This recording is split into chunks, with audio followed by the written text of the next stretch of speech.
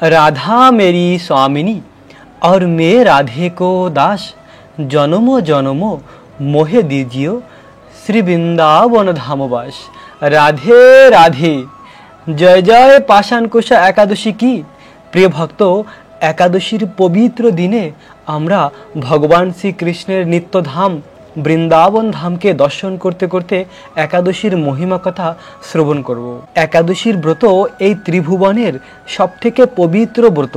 তাই তো বলা হয় মাধব তিথি ভকতির জননী যতনে পালন করি। এই মাধব তিথি একাদশীর তিথি হলো ভকতির জননী। ভগবান শ্রীকৃষ্ণের অনন্য ভক্তি লাভ করা যায় যদি একাদশীর ব্রত সঠিকভাবে আমরা পালন করি এবং একাদশীর দিন বিশেষ করে ভগবানের কথামৃত শ্রবণ করা। একাদশীর ব্রত পালন করে ভগবানের অপ্রাকৃত ধাম এই বৃন্দাবন ধামকে দর্শন করতে করতে যদি আমরা ভগবানের কথামৃত শ্রবণ করি, একাদশীর মহিমা কথা শ্রবণ করি, তাহলেই সম্পূর্ণরূপে একাদশীর ফল আমরা প্রাপ্ত হব, ভগবানকে সন্তুষ্ট করতে পারব। প্রিয় ভক্ত, এখন আমরা পুরাণ থেকে এই একাদশীর মহিমা শ্রবণ করব। মন দিয়ে আপনারা সকলে এই একাদশীর মহিমা কথা শ্রবণ করুন। আশ্বিন মাসের শুক্লপক্ষীয় পাষাণকুশা একাদশীর মাহাত্ম্য ব্রহ্ম বৈবর্তন পুরাণে বর্ণিত রয়েছে। যুধিষ্ঠির মহারাজ বললেন, হে মধুসূদন, আশ্বিন শুক্লপক্ষের একাদশীর নাম কি? তদ উত্তরে ভগবান শ্রীকৃষ্ণ বললেন, হে রাজেন্দ্র, আশ্বিন মাসের শুক্লপক্ষীয় একাদশী পাষাণকুশা নামে প্রসিদ্ধ। কেউ কেউ আবার এই একাদশীকে পাপানকুশা বলে থাকে। এই একাদশীতে অভীষ্ট ফল লাভের জন্য মুক্তিদাতা পদ্মনাভের পূজা করবেন। শ্রী হরিনাম সংকীর্তন দ্বারা পৃথিবীর সর্বত্র তীর্থের ফল লাভ হয়। বদ্ধ জীব মোহবশত বহু পাপকর্ম করে ভগবান শ্রীহরির শরণাপন্ন হয়ে প্রণাম নিবেদন করলে নরক যন্ত্রণা থেকে রক্ষা পায়। এই একাদশীর মহিমা শোনার ফলে নিদারুণ যমদণ্ড থেকে মুক্তি লাভ হয়। শ্রী হরিবাসর ব্রতের মতন ত্রিভুবনে পবিত্র আর কোনো ব্রত নেই। হাজার হাজার অশ্বমের যজ্ঞ, শত শত রাস সৌমের যজ্ঞ এই ব্রতের শতভাগের এক অংশের সমানও হয় না।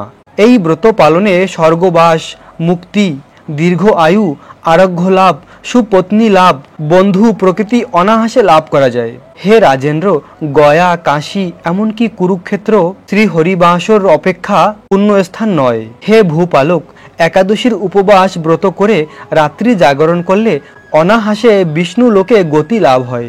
এই পাষাণকুশা ব্রতের ফলে মানুষ সর্ব পাপ থেকে মুক্ত হয়ে গোলকে গমন করতে সমর্থ হয়। এই পবিত্র একাদশীর দিনে যিনি স্বর্ণ, তিল, গাভী, অন্ন, বস্ত্র, ছত্র, পাদুকা দান করেন তাকে আর জমালয়ে যেতে হয় না। যারা এ সকল পুণ্য কার্য করে না তাদের জীবন কামারশালার হাসপাতালের মতন বিফল। নিষ্ঠার সাথে এই ব্রত পালন করলে উচ্চকুলে নিরোগ ও দীর্ঘ আয়ু শরীর লাভ হয়। অত্যন্ত পাপাচারীও যদি এই পুণ্যব্রতের অনুষ্ঠান করে তবে সে রৌরব নামক মহা যন্ত্রণা থেকে মুক্ত হয়ে বৈকুণ্ঠ লোক লাভ করে। কৃষ্ণ ভক্তি লাভেই একাদশীর ব্রতের একমাত্র মুখ্য উদ্দেশ্য। তবে আনুষঙ্গিক রূপে স্বর্গ আদি ইত্যাদি অনিত্য ঐশ্বর্য লাভ হয়ে থাকে। এই পবিত্র পাষাণকুশা একাদশীর ব্রত পালন করলে অনায়াসে স্বর্গ আদি লোক লাভ হয়।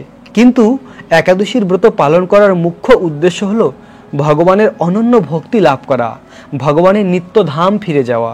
তাই তো ভগবানের ভক্তরা এই অনিত্য স্বর্গলোক কখনো কামনা করে না। ভগবানের ভক্তরা ভগবানের নিত্য ধাম যাওয়ার জন্যই ভগবানের কাছে প্রার্থনা করে। তাই তো এই একাদশীর ব্রত পালন করার মাধ্যমে আমরা ভগবানের বিশেষ কৃপা প্রাপ্ত হতে পারি। তাই ব্রহ্ম বৈবর্তন পুরাণে এই পাষাণকুশা একাদশীর মাহাত্ম্য এরকম সুন্দরভাবে বর্ণিত রয়েছে। এই একাদশীর বিশেষ গুরুত্বপূর্ণ কিছু বিষয় আমরা জানব। বিশেষ করে এই একাদশীর ব্রত পালনে যে সকল পুণ্য ফল বা স্বীকৃতি আমরা প্রাপ্ত হই, এই পৃথিবীর আর কোনো যজ্ঞ, তপস্যা, দানের মাধ্যমেও তেমন পুণ্যফল প্রাপ্ত হওয়া যায় না। এরকম অপার মহিমা রয়েছে এবং এই একাদশীর মাহাত্ম্যে বলা হয়েছে এই একাদশীর ব্রত পালন করলে আমরা দীর্ঘ আয়ু লাভ করতে পারি এবং আরোগ্য লাভ করতে পারি। আমরা বিভিন্ন রকমের বিপত্তি থেকে রক্ষা পেতে পারি এই একাদশীর ব্রত পালন করলে এবং সুপত্নী প্রাপ্ত হওয়া যায় এই একাদশীর ব্রত পালন করলে। এবং এই একাদশীর ব্রত মহিমা শ্রবণ করা মাত্রই যম দণ্ড থেকে মুক্তি লাভ করা যায়। আরও এভাবে অনেক মহিমা রয়েছে। গয়া, কাশী, এমনকি কুরুক্ষেত্র ধামেও যদি আমরা রাত্রি যাপন করি, বসবাস করি, তার থেকেও আরও অধিক বেশি ফল প্রাপ্ত হওয়া যায় এই পাষাণকুশা একাদশীর ব্রত পালন করলে। এই সংসারে আমাদের জীবন ধারণ করার মাধ্যমে অনেক রকমের পাপ হয়ে থাকে, আর সেই পাপের ফলস্বরূপ আমাদের রৌরব নামক নরক যন্ত্রণা ভোগ করতে হয়। কিন্তু এই একাদশীর ব্রত পালন করলে তাকে আর কোনোদিন নরকে যেতে হবে না। সে রৌরব নামক নরক থেকে চিরকালের জন্য মুক্তি লাভ করে। আর সবথেকে গুরুত্বপূর্ণ হলো এই একাদশীর ব্রত পালন করার মুখ্য উদ্দেশ্য হলো ভগবান শ্রীকৃষ্ণের অনন্য ভক্তি লাভ করা, ভগবানকে সন্তুষ্ট করা। তাই তো একাদশীর দিন খুব সকালে ব্রহ্ম মুহূর্তে ঘুম থেকে উঠে স্নান করে তিলক ধারণ করে তুলসী মহারানীর সেবা করা, তুলসী মহারানীকে পরিক্রমা করা, তুলসী মহারানীকে জল দান করা, আর একাদশীর পুরো দিন এভাবে কৃষ্ণ ভাবনামৃত হয়ে দিন যাপন করা। একাদশীর পুরো দিন ভগবান শ্রীকৃষ্ণের কথামৃত শ্রবণ করা, এই বৃন্দাবন ধামকে দর্শন করতে করতে একাদশীর মহিমা শ্রবণ করা, কৃষ্ণ লীলা শ্রবণ করা। এভাবে যদি আমরা কৃষ্ণের চিন্তা করে করে একাদশীর দিনকে অতিবাহিত করি, তাহলেই আমরা মূলত একাদশীর ফল প্রাপ্ত হব। তাই আমরা প্রতিটি একাদশীর ব্রত যদি শ্রদ্ধা সহকারে পালন করি, তাহলে অনায়াসে এই বৈকুণ্ঠ লোক প্রাপ্ত হতে পারি।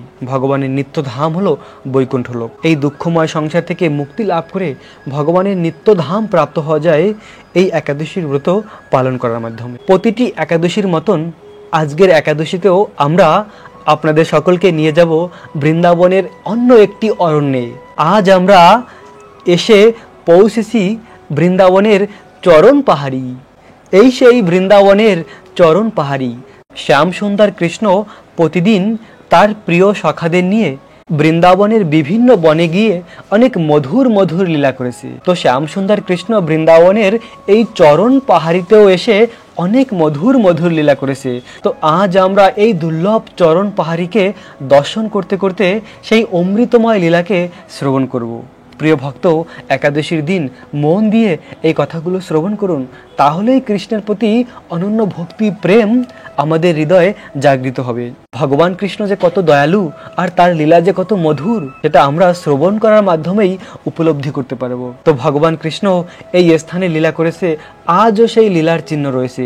কৃষ্ণের চরণের চিহ্ন রয়েছে, কৃষ্ণের সখাদের চরণের চিহ্ন রয়েছে, কৃষ্ণের গাভীদের চরণ চিহ্ন রয়েছে।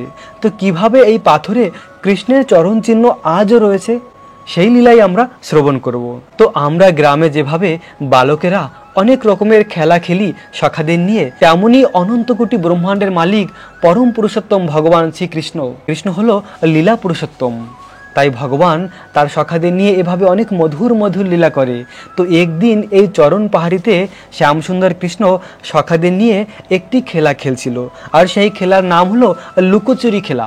এক সখা লুকিয়ে থাকবে, বাকি সমস্ত সখারা মিলে ওই সখাকে খুঁজে বের করবে। তো এভাবে একজন সখা লুকিয়ে থাকতো, বাকি সখারা ওই সখাকে খুঁজে বের করত। তো যখন ভগবান শ্রীকৃষ্ণ এভাবে লুকিয়েছিল, তখন কৃষ্ণ এই পাহাড়ের উপর দিয়ে নিচে একটি সরোবর রয়েছে, ওই সরোবরে কৃষ্ণ লাফ দিয়েছিল, আর সরোবরের নিচে গিয়ে কৃষ্ণ বসেছিল। আসলে কৃষ্ণ তার প্রিয় সখা আর গাভীদের দেখছিল যে তারা কৃষ্ণকে কত ভালোবাসে, সেটাই কৃষ্ণ এই জগতের কাছে প্রকাশ করেছে। তো কৃষ্ণ যখন এভাবে জলের নিচে লুকিয়েছিল, তখন সখারা কৃষ্ণের বিরহে অজর ধারায় কান্না করেছিল, এবং গাভীরাও যেন কৃষ্ণ বিরহে পাগল হয়ে যাচ্ছিল, কৃষ্ণকে খুঁজে পাচ্ছিল না। হা কৃষ্ণ কোথায় কৃষ্ণ, এভাবে খুঁজে বেরিয়েছিল সখারা শ্যামসুন্দর কৃষ্ণকে। আর কৃষ্ণ এভাবে সখাদের দুঃখ আর কষ্ট দেখে ওই জলের ভিতর থেকে কৃষ্ণ বেরিয়ে এসেছিল। আর পাহাড়ের উপরে উঠে কৃষ্ণ তার সখাদের কষ্ট দুঃখ দূর করার জন্য, তাদেরকে পরম আনন্দ দান করার জন্য কৃষ্ণ তার হাতে বাঁশি নিয়ে মধুর সুরে কৃষ্ণ বাঁশি বাজিয়েছিল। আসলে কৃষ্ণের বাঁশির সুর এতই মধুর, আর কৃষ্ণের বাঁশির সুর যখন আমাদের কর্ণে প্রবেশ করে, তখন এতটাই আনন্দ লাভ করা যায়, এই জগতে এরকম আনন্দ আর কোনো কিছুর মাধ্যমে প্রাপ্ত হওয়া যায় না। তেমনই কৃষ্ণ যখন রাসলীলার অরণ্যে সেই রাসমণ্ডলে বসে বাঁশি বাজিয়েছিল, ওই মধুর বাঁশির সুর শুনে গোপিকারা আর ঘরে থাকতে পারে না। তারা কৃষ্ণের বাঁশির সুর শুনে সেই গভীর রাতে কৃষ্ণের কাছে চলে এসেছিল। আর এখানেও চরণ পাহাড়িতে কৃষ্ণ তার সখা তার গাভীদের আনন্দ প্রদান করার জন্য এভাবে মধুর সুরে বাঁশি বাজিয়েছিল। সকল মহান বৈষ্ণবের কর্ণে পৌঁছে গিয়েছিল কৃষ্ণের এই বাঁশির সুর। এমনকি এই ব্রহ্মাণ্ডকে ভেদ করে চিৎ জগতে ভগবানের নিত্যধাম বৈকুণ্ঠ লোকেও এই বাঁশির ধ্বনি পৌঁছে গিয়েছিল। এমন মধুর সুরে বাঁশি বাজিয়েছিল। আর এই 14 ভুবনকে যে ধারণ করে রয়েছে অনন্ত শেষ, ভগবানের এই বাঁশির সুর শুনে অনন্ত শেষ কৃষ্ণ প্রেমে পুলকিত হয়েছিল তার শরীর, এবং এই পৃথিবীও তখন ক্ষণিকের জন্য কম্পন হয়েছিল। ভেবে দেখুন ভগবান শ্রীকৃষ্ণের বাঁশির সুর কত মধুর। বাঁশির সুরে পুরো বৃন্দাবন এক কৃষ্ণ প্রেমে যেন পাগল হয়েছিল। সমস্ত বৃন্দাবনের পশু পাখিরা এই চরণ পাহাড়ির কাছে এসে পৌঁছেছিল কৃষ্ণের বাঁশির সুর শুনে, আর তারাও অঝোর ধারায় কৃষ্ণ প্রেমে কান্না করছিল। এবং এই যে চরণ পাহাড়ির পাথর রয়েছে এই পাথরও গলতে শুরু করেছিল কৃষ্ণের বাঁশির সুর শুনে। কৃষ্ণের মধুর বাঁশির সুর শুনে পাথর গলে গিয়েছিল। আর সেই পাথরের উপরে যখন কৃষ্ণ তার চরণ রেখেছিল তখন সেই পাথরের উপরে কৃষ্ণের চরণ চিহ্ন রয়েছে, আজও রয়েছে সেই চরণ চিহ্ন। এবং কৃষ্ণ আর কৃষ্ণের সখারা যে পাত্রে করে ননি মাখন এবং অনেক রকমের মিঠা ঘর থেকে নিয়ে আসতো, সেই পাত্র যে সমস্ত পাথরের উপরে রেখেছিল ওই স্থানে আজও সেই সমস্ত চিহ্ন রয়েছে। এই পাহাড়ে যা কিছু চিহ্ন রয়েছে সেই দাপর যুগ থেকে। তো এরকম মধুর লীলা করেছে শ্যামসুন্দর কৃষ্ণ বৃন্দাবনের এই চরণ পাহাড়িতে। আহা, কত মধুর কৃষ্ণের লীলা। এভাবে কৃষ্ণ প্রতিদিন তার সখাদের নিয়ে বৃন্দাবনের বিভিন্ন বনে বনে গিয়ে লীলা করেছে আর সখাদের পরম আনন্দ প্রদান করেছে। ভগবান শ্রীকৃষ্ণ নন্দগ্রামের এই নন্দ ভবনে থাকেন। এই নন্দ ভবন হলো শ্যামসুন্দর কৃষ্ণের ভবন। এই ভবনেই পরম পুরুষোত্তম ভগবান শ্রীকৃষ্ণ থাকতেন। এবং এই নন্দগ্রামের পাশেই রয়েছে বৃন্দাকুণ্ড। আর বৃন্দাকুণ্ডের এই পবিত্র স্থান থেকেই শ্যামসুন্দর কৃষ্ণ প্রতিদিন তার লীলা শুরু করে। ভগবান শ্রীকৃষ্ণ প্রতিদিন বৃন্দাকুণ্ডের এই স্থানে রাধারানীর সঙ্গে মিলিত হয়। ঠিক সকাল 7টার সময় শ্যামসুন্দর কৃষ্ণ রাধারানীর সঙ্গে মিলিত হয় বৃন্দাবনের এই বৃন্দাকুণ্ডে। এই বৃন্দাকুণ্ডের পিছনে একটি কুণ্ড রয়েছে যার নাম হলো গুপ্তকুণ্ড। ওই গুপ্তকুণ্ডের ওই স্থানেই রাধারানীর সঙ্গে শ্যামসুন্দর কৃষ্ণ প্রতিদিন সকাল 7টার সময় মিলিত হয়। আর এখান থেকেই ভগবানের লীলা শুরু হয়। আর এই বৃন্দাকুণ্ড হলো বৃন্দাদেবীর নিত্য স্থান। বৃন্দাদেবী তুলসী মহারানী বৃন্দাবনের এই স্থানেই থাকেন। এটি হলো বৃন্দাদেবীর স্থান। আর এই স্থান অতি পবিত্র। এটি হলো একটি যোগপীঠ। যোগপীঠ মানে যেখানে রাধা কৃষ্ণ নিত্য বিরাজমান। প্রিয় ভক্ত, বৃন্দাবনের এই বৃন্দাকুণ্ড অতি পবিত্র স্থান। একাদশীর পবিত্র দিনে আমরা বৃন্দাবন ধামের এই পবিত্র বৃন্দাদেবীর নিত্য স্থানকে দর্শন করে বৃন্দাদেবীর বিশেষ কৃপা প্রাপ্ত হব। প্রিয় ভক্ত, প্রতিদিন আপনারা সকলে ঘরে ঘরে বৃন্দাদেবী তুলসী মহারানীর সেবা করবেন। বৃন্দাদেবীর সেবা করার মাধ্যমে রাধা কৃষ্ণকে প্রাপ্ত হওয়া যায়। ব্রজের রাধা কৃষ্ণ প্রাপ্ত হওয়া যায় বৃন্দাদেবী তুলসী মহারানীর সেবা করার মাধ্যমে। বৃন্দাবন ধামের এই বৃন্দাকুণ্ড হলো বৃন্দাদেবী তুলসী মহারানীর চোখের জল। তুলসী মহারানী রাধা কৃষ্ণের বিরহে কান্না করে করে তার চোখের জলে এই বৃন্দাকুণ্ড। তাই তো এই কুণ্ডের নাম হলো বৃন্দাকুণ্ড। বৈদিক শাস্ত্রে এরকম বর্ণিত রয়েছে, কেউ যদি বৃন্দাকুণ্ড এসে এই বৃন্দাদেবী তুলসী মহারানীর এই চোখের জল বৃন্দাকুণ্ডের জলকে পান করে এবং এই জলকে মাথায় লাগায়, আর এখানকার যে বৃন্দাদেবীর শ্রী বিগ্রহ রয়েছে ওই বিগ্রহকে দর্শন করে প্রণাম করে, তাহলে সে অতি শীঘ্রই রাধাকৃষ্ণের এই নিত্য লীলায় প্রবেশ করতে পারে, রাধাকৃষ্ণের অনন্য ভক্তি প্রেম লাভ করে। তাই তো প্রিয় ভক্ত, প্রতিদিন ঘরে বৃন্দাদেবীকে জলদান করুন, বৃন্দাদেবীর আরতি করুন, বৃন্দাদেবীর পরিক্রমা করুন, তুলসী মহারানীকে হৃদয় থেকে ভালোবাসুন। আর এভাবে ভক্তি সহকারে বৃন্দাদেবীর সেবা করলে অবশ্যই রাধা কৃষ্ণকে প্রাপ্ত হওয়া যায়। বৃন্দাদেবী তুলসী মহারানীকে আমরা যখনই কণ্ঠে ধারণ করব তখনই শ্যামসুন্দর কৃষ্ণ আর রাধারানী আমাদেরকে গ্রহণ করবে, আমাদেরকে তাদের নিজের আপন করে নেবে যখন আমরা বৃন্দাদেবীকে কণ্ঠে ধারণ করব। এটা বৈদিক শাস্ত্রের সিদ্ধান্ত। তুলসী মহারানীকে ধারণ করলেই কৃষ্ণ আমাদের গ্রহণ করবে। তাই তো ভক্তি সহকারে বৃন্দা দেবীর সেবা করা, বৃন্দা দেবীকে ধারণ করা কণ্ঠে। আর একাদশীর দিন রাধা কৃষ্ণের দিব্য নাম জপ করুন। হরে কৃষ্ণ কৃষ্ণ কৃষ্ণ হরে হরে, হরে রাম রাম রাম হরে হরে। রাধা কৃষ্ণের এই নাম হলো রাধা কৃষ্ণ থেকে অভিন্ন। এই নাম জপ করার মাধ্যমে আমরা এই দুর্লভ মনুষ্য জন্মকে সার্থক করতে পারি। বৃন্দাবনের রাধা কৃষ্ণকে প্রাপ্ত হওয়া যায় এই দিব্য নাম জপ করার মাধ্যমে। তাই তো আপনারা সকলে এই পবিত্র হরে কৃষ্ণ মহামন্ত্র জপ করে দুর্লভ মনুষ্য জন্মকে সার্থক করুন। একাদশীর পরের দিন নির্দিষ্ট সময় পালন করে আমরা একাদশীর ব্রতকে পূর্ণ করতে পারি, সম্পূর্ণ করতে পারি। তাই তো এখন আমরা একাদশীর পালনের সময়সীমা জেনে নেব। একাদশীর পরের দিন এই সঠিক সময় আপনারা পালন করে একাদশীর ব্রতকে পূর্ণ করুন। বাংলাদেশের ভক্তরা একাদশীর পরের দিন পালন করবেন সকাল 6টা 3 থেকে 9টা 41 মধ্যে।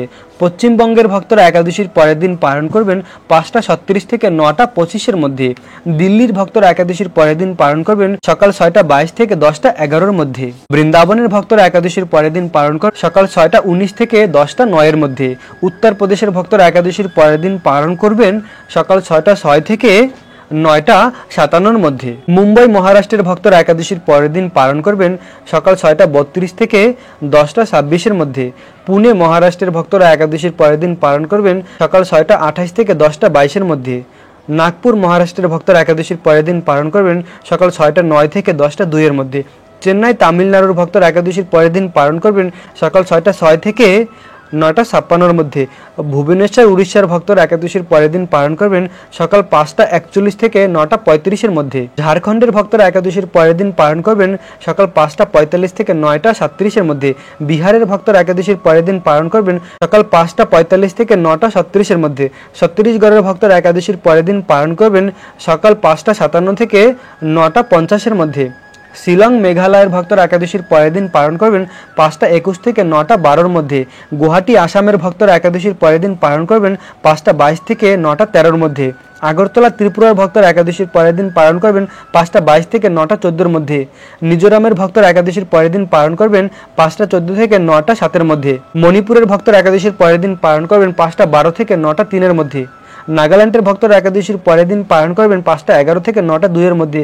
অরুণাচল প্রদেশের ভক্তরা একাদশীর পরের দিন পালন করবেন 5টা16 থেকে 9টা6 মধ্যে।